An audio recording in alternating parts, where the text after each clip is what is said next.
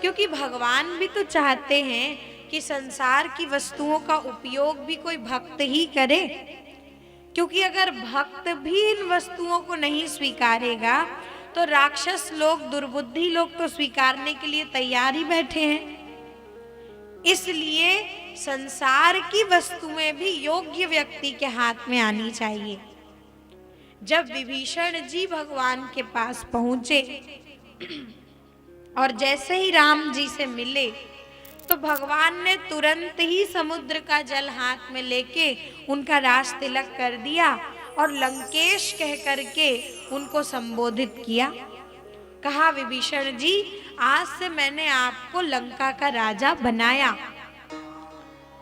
अब जब ऐसा कह दिए भगवान तो विभीषण जी को संकोच होता है कि देखो, मेरी इच्छा कभी मन में थी, उर कब प्रथम वासना रही, उसको भी प्रभु ने तुरंत पूर्ण कर दिया। तो विभीषण जी को तो बड़ा संकोच होता है कि प्रभु मेरे मन की बात को जान गए और उन्होंने वो दे भी दिया। पर इधर बगल में बैठे थे सुग्रीव जी महाराज, वो भी तो राजा ही हैं, और उनको बड़ी टेंशन हो गई कि प्रभु कर क्या रहे हैं। अभी इस व्यक्ति से सीधे बस मिले ही हैं, न जानते हैं न समझते हैं, परिचय भी ये है कि ये दुश्मन का भाई है, और तुरंत राजा बना दिया और लंका का राजा बना दिया, जहां इस समय वर्तमान में रावण है। तो सुग्रीव जी को बड़ी चिंता हो गई। उन्होंने भगवान से धीरे से कहा, बोले प्रभु, वैसे चिंता करना सुग्रीव जी का स्वभाव है।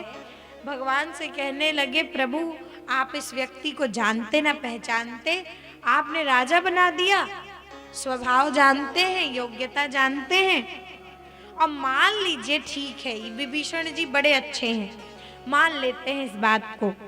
पर अगर, वैसे तो ऐसा संभव नहीं है, पर अगर ऐसा हुआ कि रावण को सद्बुद्धि मिल गई और वो खुद ही सीता मैया को लेके आपके पास आ गया, आपको समर्पित कर दिया, क्षमा मांग ली और युद्ध ही नहीं हुआ, वैसे तो ऐसा संभव नहीं है, पर अगर ऐसा हुआ कि युद्ध नहीं होगा और आपने ये जो विभीषण जी को राजा बना दिया है, अगर रावण को सद्बुद्धि मिल गई और वो ये सब कार्य करने लगा, तब आप कैसे विभीषण जी को लंका का राजा बनाएंगे?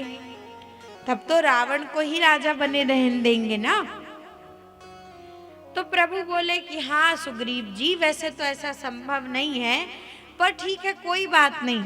अगर ऐसा होता है, अगर रावण को सद्बुद्धि मिल जाती है और युद्ध नहीं होता, हम रावण को नहीं मारते, तब भी हम विभीषण जी को राज्य तो देंगे ही। अब सुग्रीव जी और टेंशन में आ गए कि तब कौन सा राज्य दे दोगे आप? तो राम जी ने कहा कि डोंट वरी अबाउट दैट, आप चिंता मत करिए, मैं अपनी अयोध्या का राज्य विभीषण को दे दूंगा, पर आपकी किष्किंधा नहीं दूंगा। आपकी वाली चीज आपके पास ही रहेगी, उसके लिए चिंता मत करिए। पर राजा बनाने का वचन तो दिया है, तो जो भी परिस्थिति आएगी राजा तो हम बनाएंगे ही बनाएंगे। तो विभीषण जी को राज्य तो देंगे ही, क्योंकि अगर विभीषण राज्य नहीं करेंगे तो रावण तो कर ही रहा है। सही व्यक्ति अगर कोई सही कार्य नहीं करता तो गलत व्यक्ति तो दुरुपयोग करने के लिए बैठे ही हैं, वो तो तैयार ही होंगे।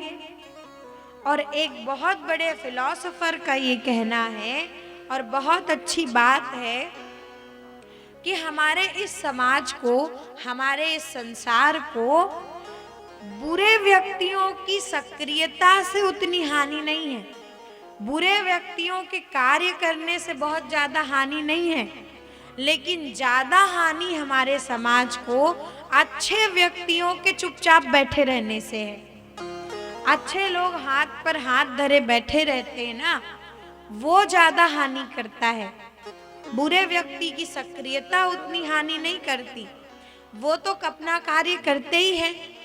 पर जो सज्जन कहे जाते हैं, जो लोग अच्छे व्यक्ति होते हैं, वो कुछ करना नहीं चाहते, आगे बढ़ कर के दायित्व को स्वीकार नहीं करना चाहते, इसलिए तो समस्याओं का अंत नहीं होता।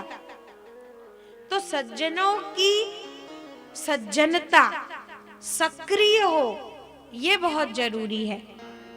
इसलिए कभी कभी भगवान राज्य, कभी कभी भगवान सत्ता भी अपने भक्तों को ही देते हैं। ध्रुव जी की इच्छा तो बाद में नहीं रह गई थी, पर भगवान ने ध्रुव जी को राज्य सौंपा और ध्रुव जी महाराज जो हैं वो राज्य किए बहुत समय तक।